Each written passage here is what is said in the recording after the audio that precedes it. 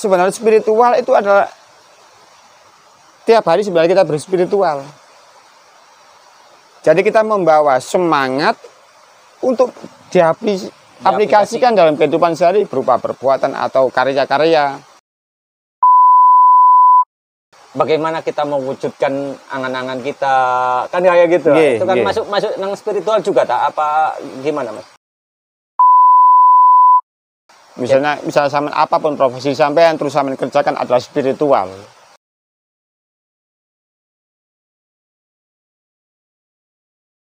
Assalamualaikum warahmatullahi wabarakatuh. Hari ini kita berbincang-bincang lagi sama Mas Arifin Soleh dan saya Iwan Gunawan yang biasanya selalu. Jadi pertama-tama untuk kali ini saya ingin minta maaf dulu ya Mas Arifin, karena kemarin kita tim bersama tim Maksatawa ini ada kesibukan masing-masing menyambut tahun baru ya. Jadi untuk video-video kita tidak bisa meluncur tidak bisa upload. Jadi mohon maaf untuk penonton Maksatawa dan para teman-teman subscriber Maksatawa. Kemungkinan insya Allah kita untuk kedepannya kita usahakan 2 hari sekali kita konsisten bisa, lah konsisten ke buat 2 hari sekali konsisten 2 hari sekali bisa upload lah, intinya kan kayak gitu biar tambah tahun baru semangatnya baru. Jadi intinya itu. Jadi sekali lagi saya mohon maaf dan tim mohon maaf yang sebesar-besarnya. Insya Allah kita konsistenkan ke depannya kan, tambah semangat. Amin, amin. Jadi sebelum kita berbincang-bincang yang lebih jauh, yang lebih dalam momen tahun baru ini. Jadi untuk tahun baru ini kan kita belajar lah Mas ya, belajar mengkoreksi diri kita sendiri. Jadi tahun baru itu bukan untuk setahun sekali di bulan Januari aja kan gitu. Jadi kita kalau bisa kita terus setiap hari tahun baru lah. Tapi setidaknya dalam waktu 1 tahun kita merekap apa yang sudah kita lakukan dalam waktu 1 tahun kan gitu. Iya, jadi intinya kan di situ. Jadi kalau menurut jenengan tahun baru ini kan ada dari sisi spiritual itu kan ada juga lah Mas, dari sisi spiritual. Jadi menurut jenengan itu dari sisi spiritual tentang tahun baru ini pripun Mas?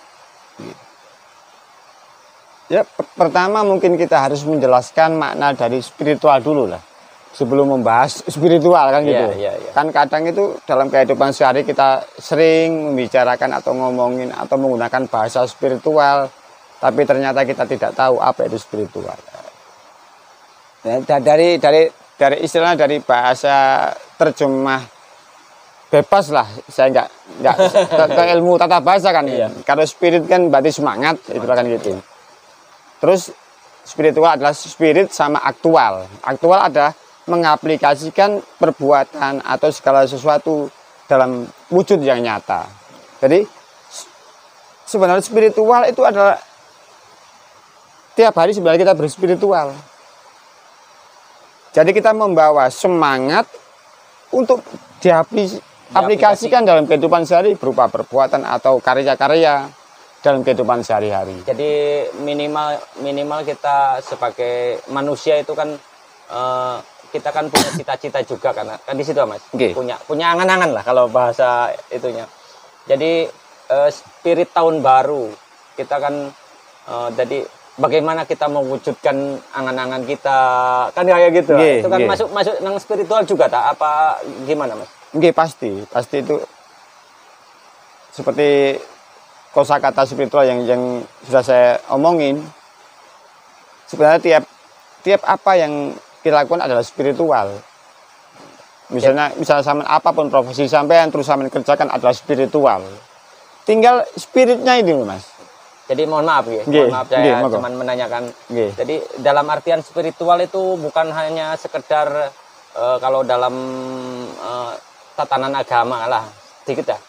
Kan agama apa aja kan ada yang dia namanya kan spiritual harus begini.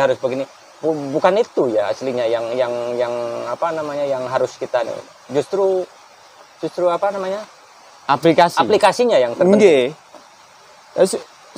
Itu loh sebenarnya yang harus, makanya kita dalam khususnya dalam channel Mangsa Tawa ini kita menyuguhkan bolehlah kalau sah-sah saja kayak seandainya kita ngomong apa dituduh kontroversial kan nggak masalah. Iya.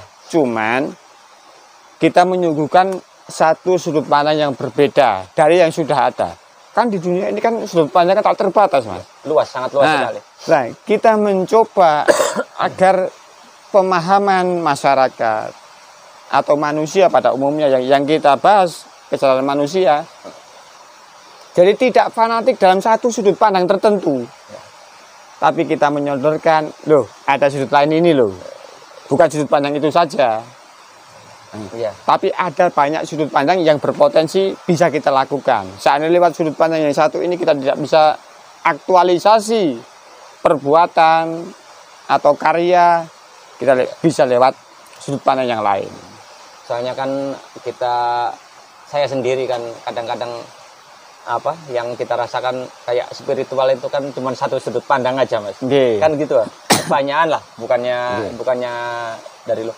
Itu saya pribadi kadang-kadang yang saya bisa tangkap itu spiritual itu kayak gitu aja kan. Cuman di sini kan menurut jenengan kan banyak sekali masalah spiritual itu. Dari kita mengawali kerja terus mempunyai harapan-harapan baru itu juga spiritual. Sebenarnya semuanya spiritual, Mas. Tidak ada di dunia ini yang tidak spiritual.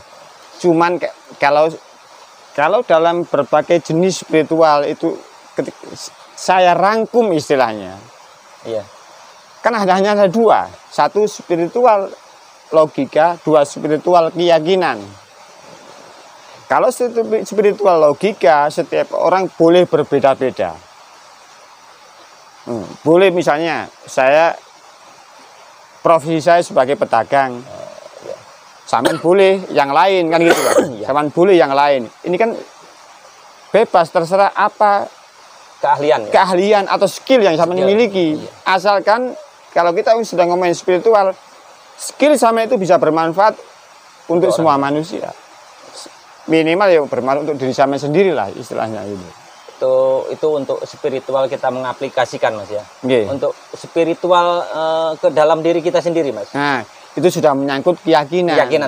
Iya. Kalau spiritual keyakinan itu istilahnya sudah kita tidak perlu legalitas dari orang lain. Tapi kalau kita spiritual dari logika, kita profesi kita, otomatis kita masih bisa berhubungan dengan orang lain. Tapi keyakinan adalah murni hasil dari pengalaman kita sendiri. Jadi mutlak niku pendapat sendiri ya. Nggih, jadi pengalaman sampean sendiri belum tentu sama. Pengalaman sampean belum tentu sama dengan pengalaman saya. Seperti fisik sampean belum tentu sama dengan fisik saya. Kan nggak mungkin bisa sama. Ini loh. Iya. Makanya kalau keyakinan jangan pernah didebatkan, Mas. Jadi yang perlu kita bahas, kita cermati kan spiritual tentang di luar itu aja, Mas ya. Jadi seandainya kita punya karya seni atau apalah kemampuan diri kita itu yang harus kita tonjolkan, yang harus kita gali kan gitu. Makanya inti dari ketika kita sudah berani ngomongin spiritual, apa yang bisa sampean aktualkan, semangat apa yang bisa sampean terapkan, aplikasikan dalam kehidupan sehari-hari, karya apa yang bisa sampean wujudkan. Spiritual adalah sampean punya semangat untuk mewujudkan impian sampean menjadi nyata, cita-cita sampean menjadi nyata selama sampean masih hidup. Kan spiritual kan di situ, Mas. Cuman kalau kita istilahnya kita selalu tabu, kita selalu tabu dengan bahasa spiritual. Iya. Seakan-akan spiritual hubungannya dengan keris, dengan jin, kan gitu kan. Dengan hal-hal yang tidak bisa didefinisikan dengan apa, kan bukan itu sebenarnya. Terus apakah itu salah hal asing kayak gitu itu, Mas? Ya enggak. Jadi menurut jenengan itu? Enggak, ya sah-sah saja kan. Di manusia di dunia ini kan mempunyai SDM yang tidak sama, pengetahuan yang tidak sama, keilmuan yang tidak sama, pengalaman hidup yang tidak sama, bahkan lingkungan geografis yang tidak sama. Itu sah-sah saja, Mas. Cuma yang tidak boleh adalah mengharuskan sama itu loh, Mas. Ya, kebanyakan kita kan menilai itu kan apa? Kebanyakan orang kan dari follower lah di bahasa kayak gitu. Kita mencontoh orang lain kan gitu kan. Padahal yang harus kita gali kan intinya kan ya dari dalam diri kita sendiri, Mas. Jadi spirit apa yang harus kita wujudkan itu yang harus kita gali terus-menerus kan. Jadi menurut jenengan dalam menggali potensi itu dengan cara spiritual itu tadi bagaimana, Mas? Menggali potensi-potensi kita itu. Menurut pendapat jenengan? Kembali ya dari video yang pernah saya bahas di video sebelumnya, masalah kesuksesan kan? Iya, masalah kesuksesan. Kesuksesan versi umum adalah ketika saya lebih kaya dari sampean itu namanya sukses. Ketika saya lebih pintar dari sampean itu namanya sukses. Ketika saya lebih mulia atau punya pangkat di atas sampean berarti itu namanya sukses. Padahal kan saya sudah mengemukakan satu sudut pandang baru. Iya, intinya. Kesuksesan bagi saya pribadi adalah ketika saya bisa mengendalikan tubuh saya, pikiran saya dengan semangat spiritual saya aplikasikan kepada sesuatu yang bermanfaat di dunia ini. Terus gini, Mas. Masalah kesuksesan kan banyaklah contoh-contoh di dunia ini yang sudah melampaui kesuksesan yang seperti itu kan?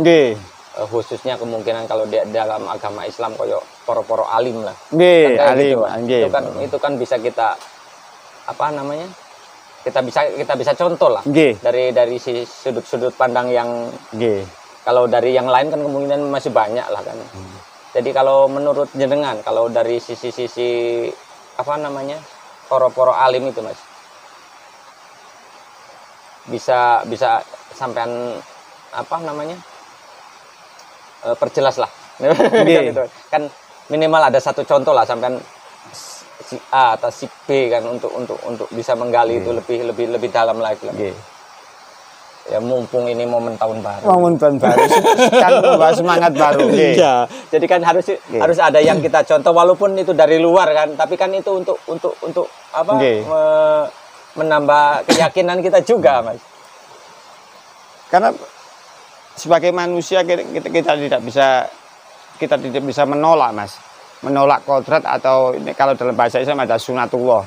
Bahwa kita adalah hamba sekaligus makhluk sosial. Nah, itu.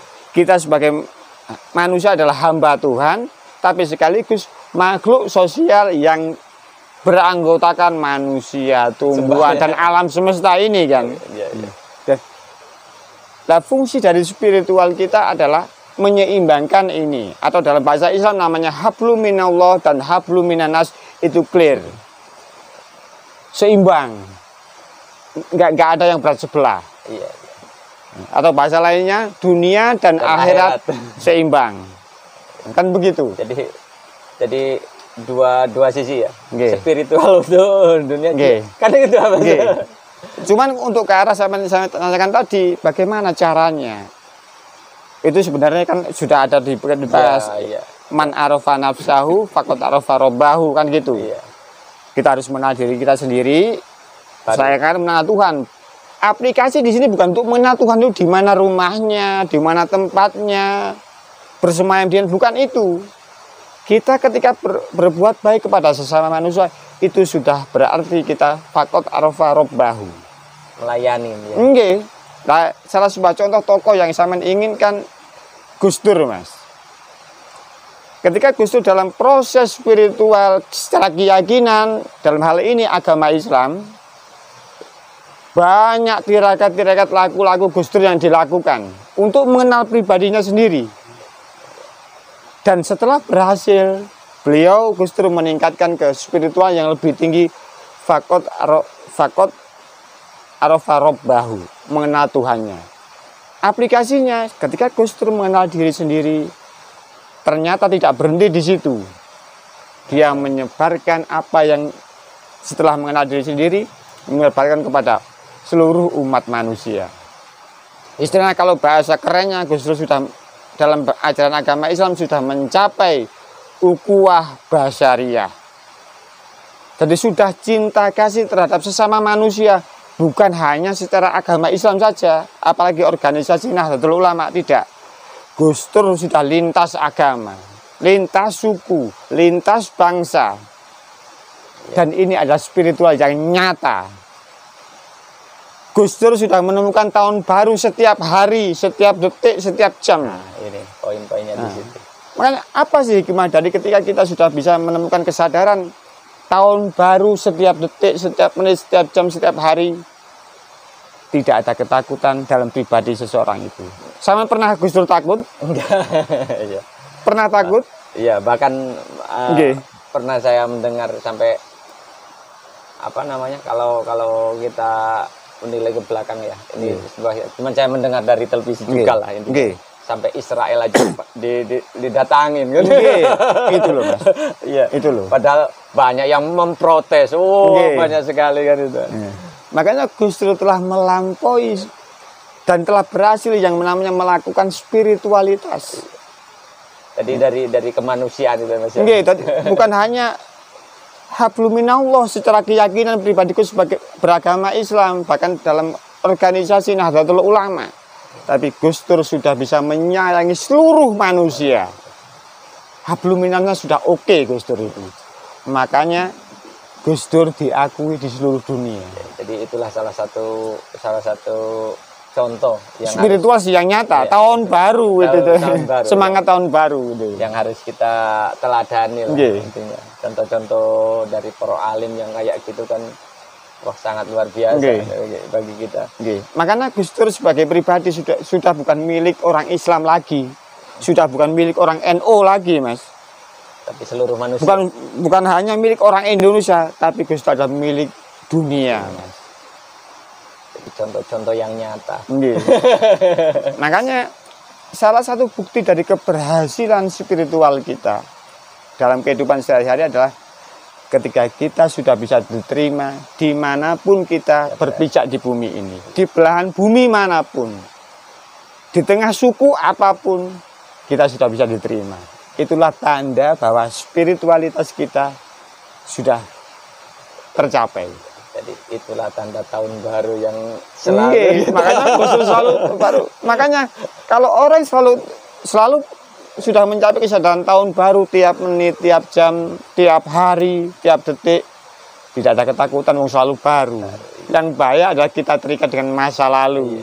Jadi ini kan sebuah kisah juga, ini pengalaman saya pribadi kan kayak gitu Mas. Jadi saya itu pernah mengalami kegagalan atau gimana. Kita kan dalam pikiran kita itu kan kayak gini Mas.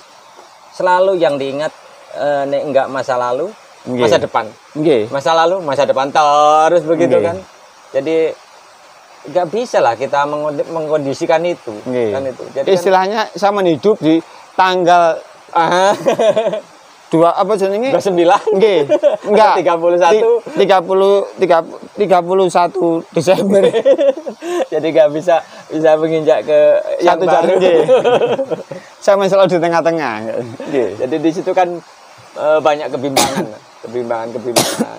Itu kan dari situ kan kita bisa dari perbincangan ini kan kita bisa bisa menyimak, bisa merasakan langsung, bisa tahu lah intinya untuk hal-hal yang kayak gitu, bahwa tahun baru itu tidak kita rayakan 1 tahun sekali, tapi 1 tahun sekali itu untuk memperingati lah. Minimal itu kan bahasakan minimal kan ya, mereka flashback dalam 1 tahun apa yang sudah kita lakukan. Seperti saya mencontohkan Gus Dur tadi ya kalau kita belum sampai kesadaran seperti Gus Dur ya jangan tiru-tiru lah. Minimal 1 tahun sekali. Minimal 1 tahun sekali atau sebulan sekali kan gitu kan.